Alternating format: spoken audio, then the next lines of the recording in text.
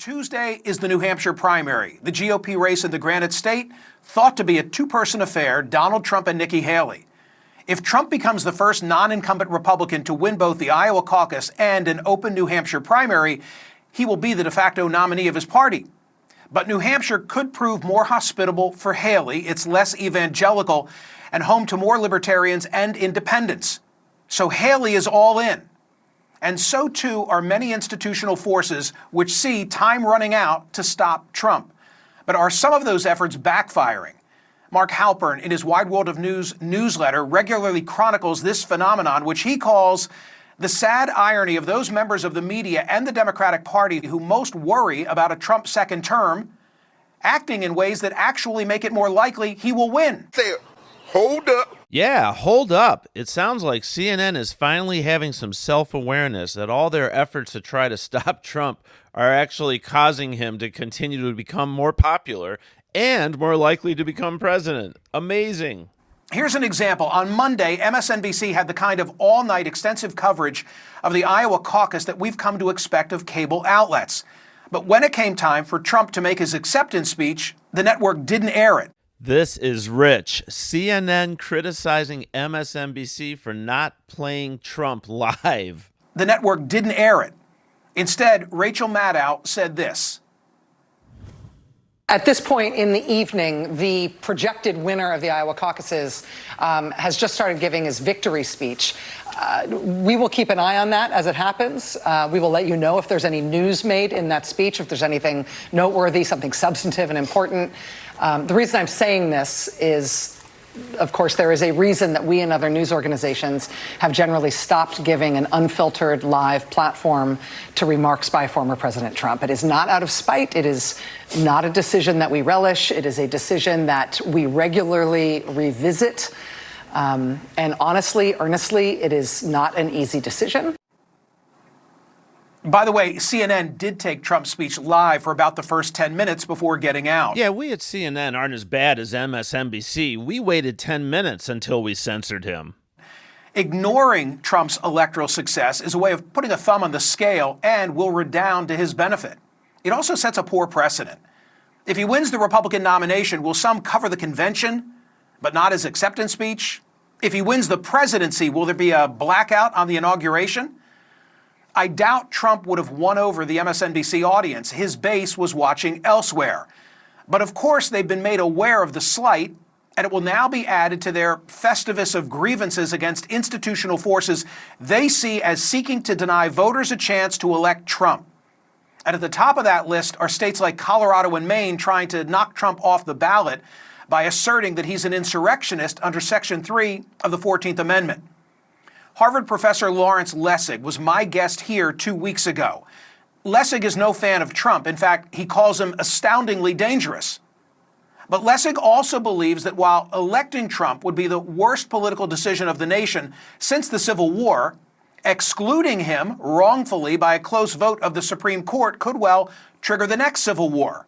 Says Lessig, we must defeat him politically, not through clever lawyer interpretations of ambiguous constitutional texts. I said, hold on. We must defeat him politically, not through clever lawyer interpretations of ambiguous constitutional texts. In the eyes of Trump's base, and perhaps some independents, the 14th Amendment challenge only underscores what they already think about the 4 criminal indictments that Trump faces, namely that they're politically motivated.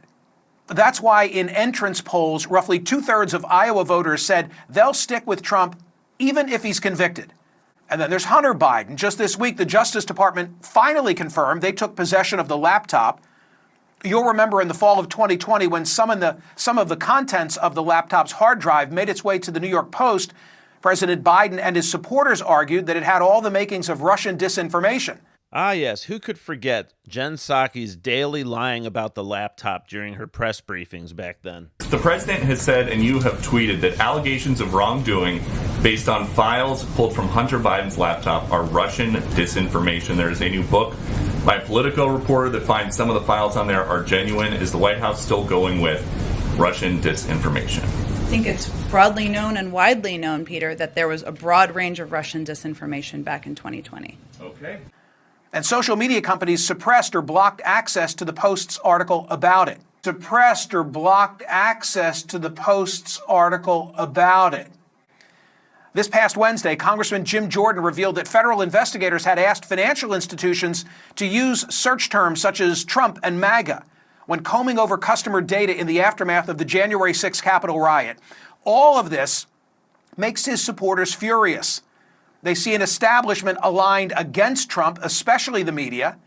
And even where they don't read, don't rely on the outlets, they're aware of how they seem to be working in concert to defeat their candidate. This self-awareness by CNN of these things is just absolutely amazing. The entire January-February issue of The Atlantic dedicated to warnings about if Trump wins.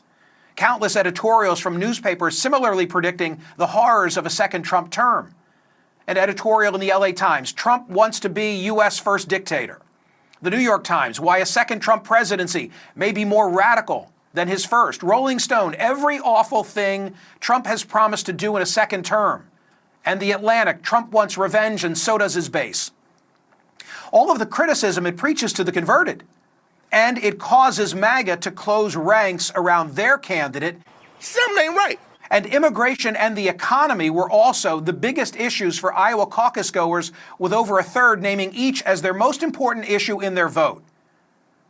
These were both reasons why J.P. Morgan Chase CEO Jamie Dimon gave Trump props this week in Davos. When people say MAGA, they're actually looking at people voting for Trump, and they think they're voting, and they're basically scapegoating them, that you are like him.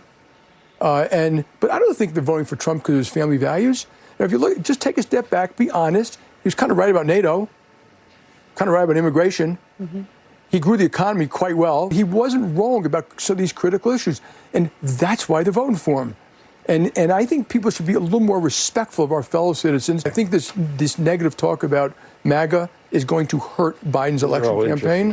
So even in Davos, Biden supporters were agreeing with Trump policies. Something ain't right. Dimon makes the point that if there's not more respect toward the 74 million of our fellow citizens who voted for Donald Trump, it could end up hurting Biden, just as it did Hillary Clinton when she said half of Donald Trump's supporters belong in a basket of deplorables. This week on my SiriusXM radio program, a caller seemed to embody exactly what Jamie Dimon was discussing. We can't possibly have Trump run again. I would never vote for him. And I must have said it 5 times preceding the Iowa caucuses. And then the next day, you hear that they didn't carry his speech, and I go, maybe I will vote for him. Just if nothing else, just to stick it in Rachel's face going, you're not going to decide what I'm going to do. Here's the bottom line. Donald Trump doesn't need to motivate his base. His opponents are doing that for him. Wait a minute.